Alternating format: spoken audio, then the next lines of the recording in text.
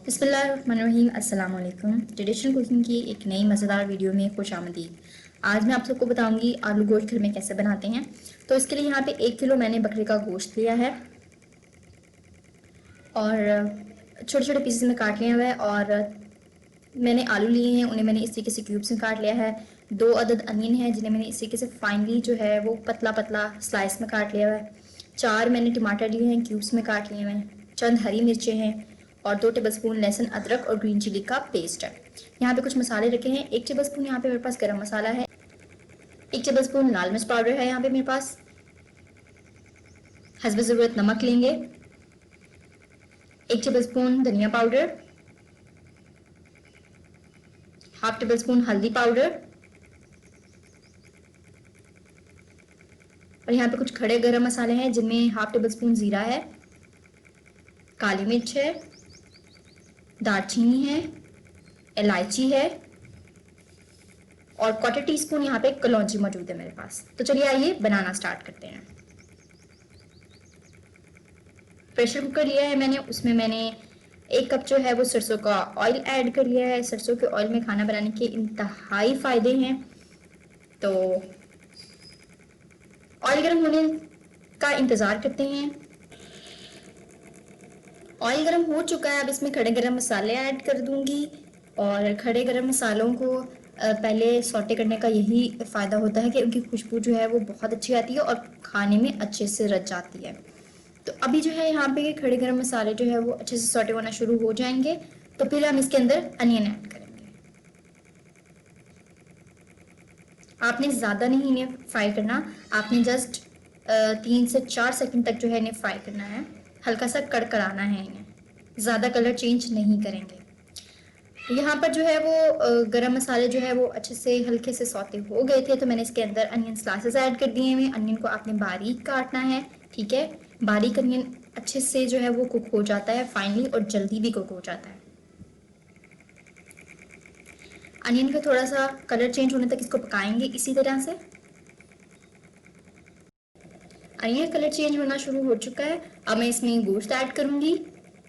Mutton का गोश्त जो है वो बहुत ही मज़ेदार और लजीज बन के तैयार होता है जब भी इसका शोरबे वाला सालन बनाया जाता है। तो आज मैं आप सबकी खिदमत में मटन का शोरबे वाला सालन आलूओं के साथ लेकर के हाजिर हूँ। ये एक इंतहाई रिवायती डिश है, आप इसे घर में ज़रूर ट्राई कीजिएगा और मेरे तरीके से तो ज़रूर ट्राई कीजिएगा, आपको मज़ा आ जाएगा।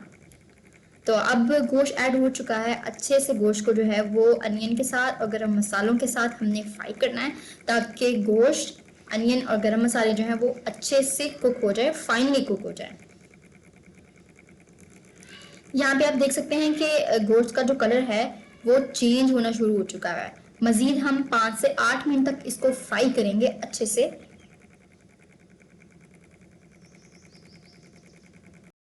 8 मिनट हो चुके हैं गोश्त को फ्राई होते हुए। अब मैं इसमें लहसुन अदरक और ग्रीन चिली का पेस्ट ऐड कर दूंगी। ग्रीन चिली हमारे स्टमक के लिए बहुत ही फ़ायदेमंद है। आप ग्रीन चिली को लाजमी अपने खानों में इस्तेमाल किया करें। यही वजह है कि मैं ग्रीन चिली का पेस्ट जो है वो लहसुन अदरक के साथ ज़रूर बना लेती हूँ। अच्छे से इन्हें फ्राई होने देंगे, इतना कि लहसुन अदरक की जो स्मेल है वो भी जो है वो ख़त्म हो जाए। अब मैं इसके अंदर तमाम ड्राई स्पाइसेस ऐड कर दूंगी और इसको अच्छे से मिक्स कर लेंगे। ड्राई स्पाइसेस को, लहसुन अदरक को अच्छे से फाइनली कुक होने तक हमने इस तरीके से भूनना है, ताकि जो मसाले हमने डाले हैं और जो लहसुन अदरक डाला है वो गोश्त के साथ अच्छे से कुक हो जाए।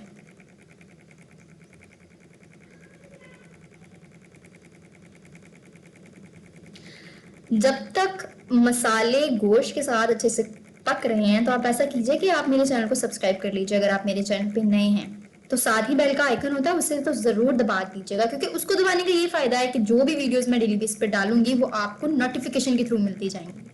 यहाँ पे मैंने 1.5 गिलास पानी ऐड कर दिया है। 1.5 गिलास पानी मैंने इसलिए ऐड किया है क्योंकि गोश्त को गलाने के लिए हमें पानी डालना ज़रूरी होता है।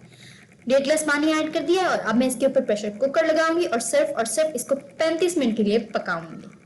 35 मिनट हो चुके हैं। थोड़ा सा पानी रखा है मैंने और इसीलिए मैंने 35 मिनट रखा है क्योंकि मुझे इसको और भी कुक करना है। अब टमाटर ऐड कर दिए मैंने इसके अंदर, और टमाटरों को ऐड करने के बाद हमने 2 से 3 मिनट के लिए इसे पकाना है ताकि टमाटर जो है वो अच्छे से टेंडर हो जाए। ये एक मुनफरिद तरीके से आप लोगों के साथ मैं रेसिपी शेयर कर रही हूँ। आप इस रेसिपी को, मेरी रेसिपी को ज़रूर मेरे ही तरीके से ट्राई ज़रूर कीजिएगा और कमेंट करके ज़रूर बताइएगा आपको कैसी लगी है। टमाटर अल्हम्दुलिल्लाह टेंडर हो चुके हैं और अब मैं इसके अंदर डालूंगी पोटेटोज। आज चूंकि हम रवायती तरीके से मटन और आलू के सालन बना रहे हैं तो मज़ा ही आ जाएगा आज के लंच में। तो अच्छे से मिक्स कर लेना है इसे। अच्छे से मिक्स करने के बाद इसके अंदर आपने 1.5 गिलास पानी डालना है और ये वो पानी होगा जिसका आपने शोरबा बनाना है। तो मैं यहाँ पे ज़्यादा शोरबा नहीं बना रही हूँ, सिर्फ और सिर्फ 1.5 गिलास पानी ऐड करूँगी। यहाँ पे मैंने ग्रीन चिलीज ऐड कर दी है इसमें।